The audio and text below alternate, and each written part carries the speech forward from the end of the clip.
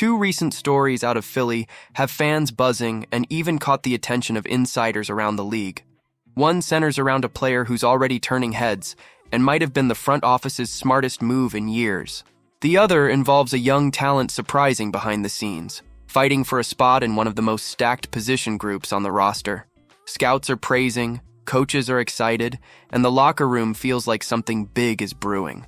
If you're a true Eagles fan, drop a like and let's get into it.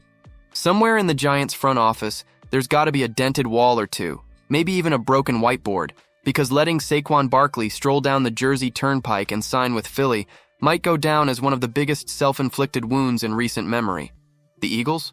Oh, they're just kicking back, toasting their NFC East rivals for basically handing them the best running back in football on a silver platter. Let's be real, Barkley's 2024 season wasn't just good, it was historic. The guy racked up 2,504 rushing yards across the regular season and playoffs. That's not just elite. That's clear the runway he's coming through kind of dominance. ESPN's Jeremy Fowler did a little digging around the league and found that nearly every scout, coach, and executive out there sees Barkley as the top dog at running back right now. Only one dissenter out of the bunch, and even they probably feel silly about it now.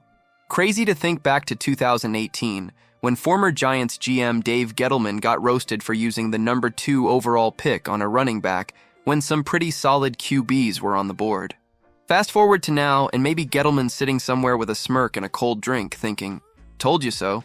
Because what Barkley's doing isn't just good, it's exactly what scouts back then thought he could be. An NFL personnel director summed it up perfectly. It was almost like this was expected.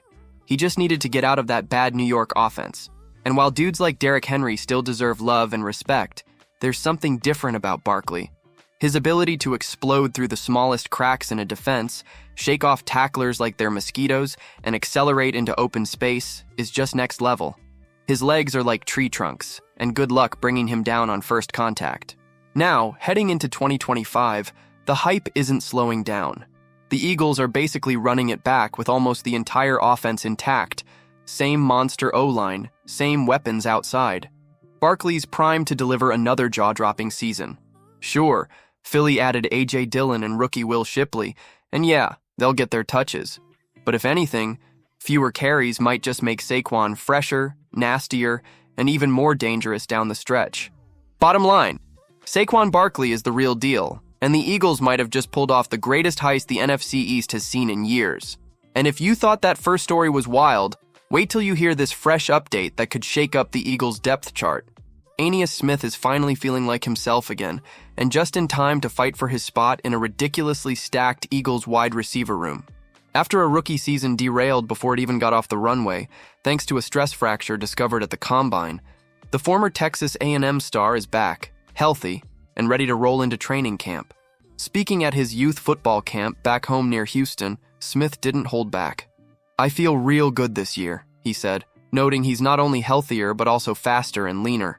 "I'm explosive. I'm lighter than I was last year, so I'm excited for sure." And that's exactly the vibe he'll need if he wants to snag a role as a gadget guy or return specialist in Philly's offense. Now, the bad news for Smith? The Eagles' receiver room is loaded. We're talking A.J. Brown and Devonta Smith, the 1-2 punch that gives defensive coordinators nightmares. Add in Jahan Dotson and newly signed Terrace Marshall Jr., and you've got a lineup that's borderline unfair. Oh, and let's not forget burner Danny Gray, who apparently made enough noise in the spring to get some valuable first-team reps with Jalen Hurts. But Smith?